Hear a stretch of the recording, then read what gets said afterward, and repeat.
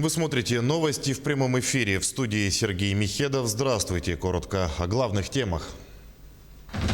Радио «Саха» развивается и идет в ногу со временем. Якутскому радио сегодня исполнилось 90 лет. Айсен Николаев пообщался с главврачами республиканских медучреждений. Какие вопросы обсудили? И пандемия приводит к оригинальным решениям. Необычный помощник появился в одном из московских кафе.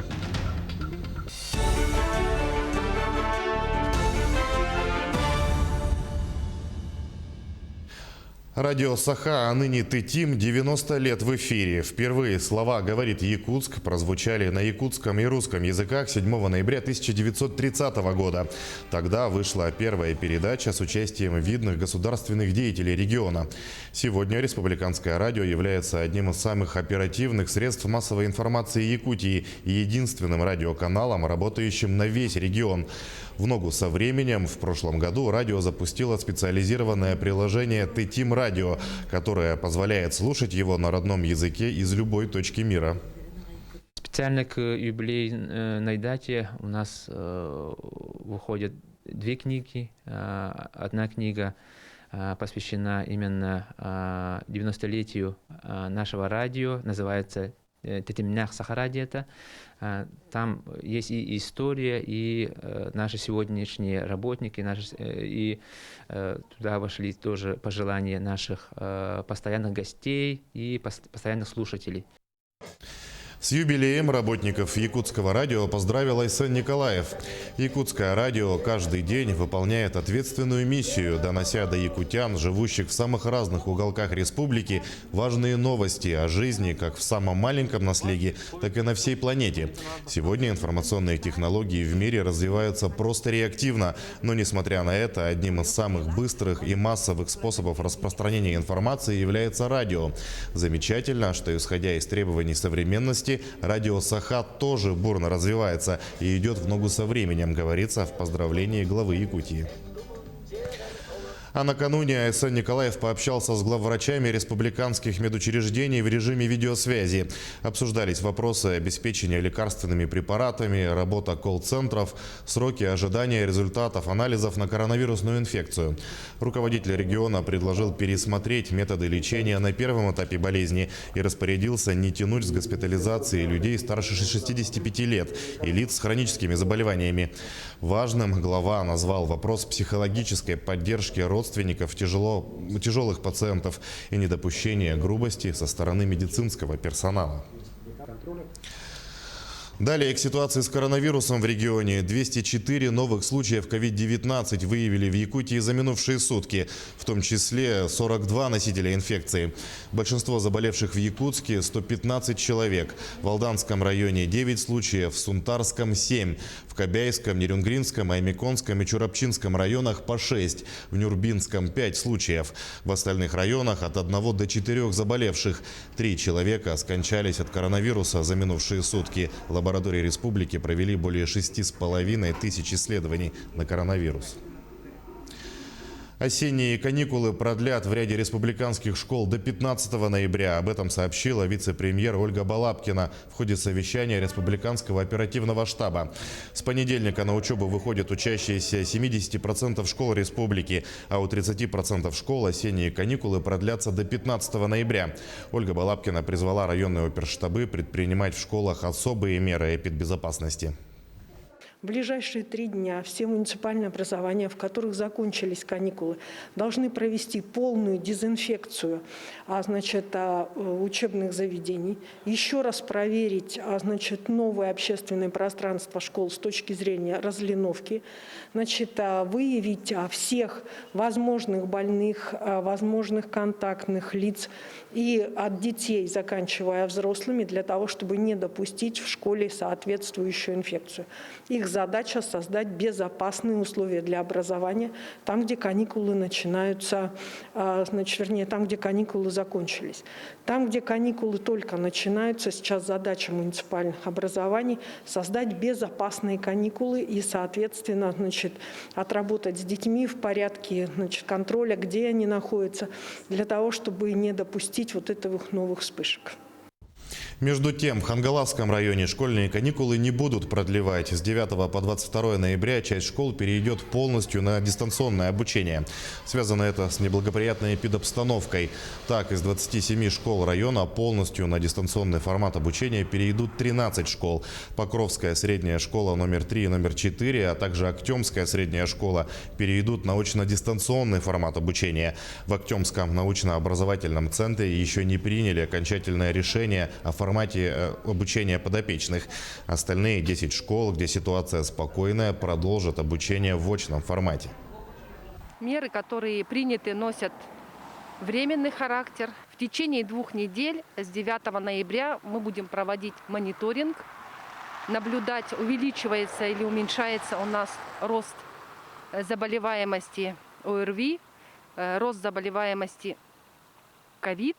20 числа мы уже примем, вернее не мы, а школы примут уже дальнейшее решение, как они будут обучаться в дистанционном формате, либо продолжат обучение в очном формате с соблюдением всех санитарно-эпидемиологических требований. Что касается дошкольных образовательных учреждений, все они работают в обычном формате.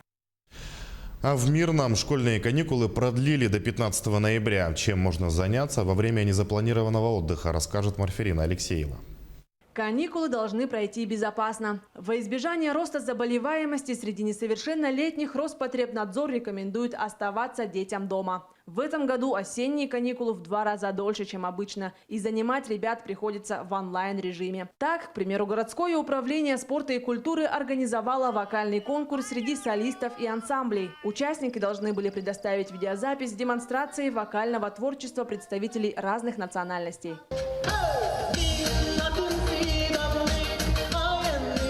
Оценивается сценическое воплощение, выразительность и уровень исполнительского мастерства. Победителям предусмотрены денежные сертификаты от 3 до 10 тысяч рублей. Также стартовало онлайн-первенство города по волейболу, футболу и хоккею. Участники должны заснять на видео выполнение заданных упражнений, которые должны совершать за определенное время. Для хоккеистов это у нас инвентарь идет набивание мяча и шайбы. И также для детей, занимающихся волейболом, мы проводим онлайн-первенство по упражнению «Сесть стать» с волейбольным мячом. У нас как первенство проходит, у нас будут чемпионы города, у нас будут награды, грамоты. Все будет как по-настоящему.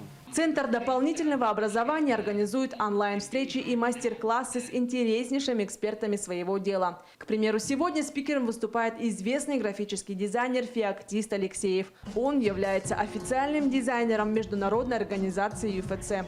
Сам Феоктист родом из Мирного, поэтому с радостью отозвался рассказать ребятам, как из любителя стать профессионалом графического дизайна.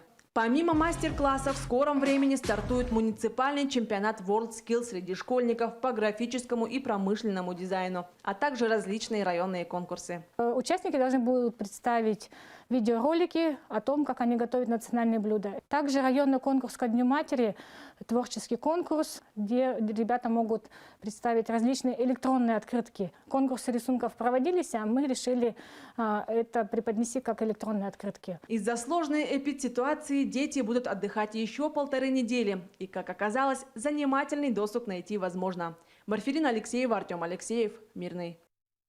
Завершилась работа второго международного муниципального форума стран БРИКС в формате видеоконференц-связи. По данным оргкомитета, для участия в ежегодном деловом мероприятии зарегистрировались более 2000 представителей из более чем 60 стран мира. Задача форума – развитие и интеграция муниципалитетов, ускоренное внедрение цифровых и информационных технологий в период пандемии, предотвращение и профилактика COVID-19. Отметим, что в Якутии 20 муниципальных образований имеют побратимские отношения с населенными пунктами таких стран, как Китай, Монголия, Япония, Корея, Греция и Беларусь.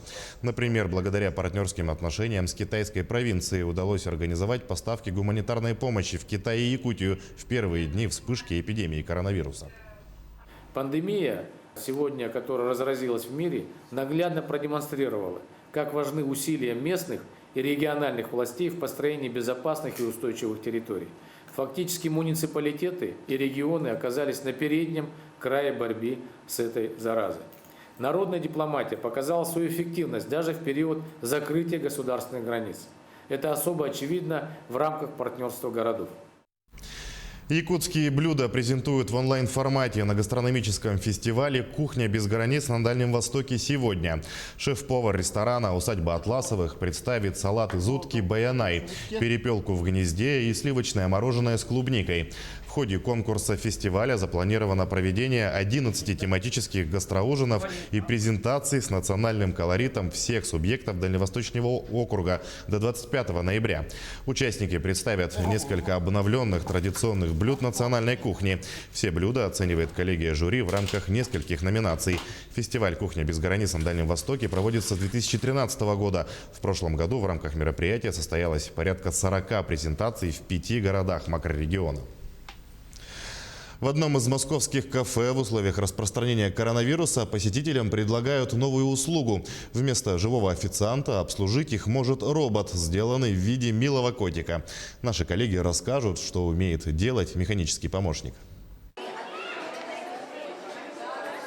Он мяукает, его можно погладить, но это не просто симпатичный робот, а полноценный новый сотрудник одного из столичных кафе. На фоне роста числа зараженных коронавирусом сеть кофеин предлагает посетителям, чтобы их обслужил такой вот инновационный официант. Робот-помощник может выполнить до 400 заказов в день. Благодаря этому официанты освобождаются от монотонной части работы и могут уделять больше внимания общению с клиентами. Особенно робокот полезен, когда надо принести много заказанных блюд для компании гостей. И, конечно же, такой помощник снижает риск заразиться коронавирусом. Я думаю, что благодаря тому, что мы его еще дезинфицируем периодически, каждые 2 часа протираем его спиртовыми салфетками и так далее, вирус меньше передается между гостями, мы меньше контактируем с гостями, как-то помогает избежать передачи вируса. Впрочем, для посетителей важнее не то, что их здоровью меньше угрозы, а сам факт, что их обслуживает такой милый робот. Ну, очень интересно, на самом деле, необычно. Да, прекрасно. Это такое нововведение, которое прям хочется заходить сюда, чтобы на этого котика посмотреть, чтобы он прям пришел к нам, еду принес. Как говорит владелец кофеин, если клиентам понравится, такие же роботы появятся и в других заведениях сети. Впрочем, о том, чтобы полностью заменить персонал, речи не идет. Хотя бы потому, что стоит этот котик $12 тысяч. А таких денег хватит, чтобы платить официанту зарплату на протяжении 2 лет. К этому часу это все новости. Берегите себя и своих близких. Не забывайте носить маску и соблюдать безопасную дистанцию.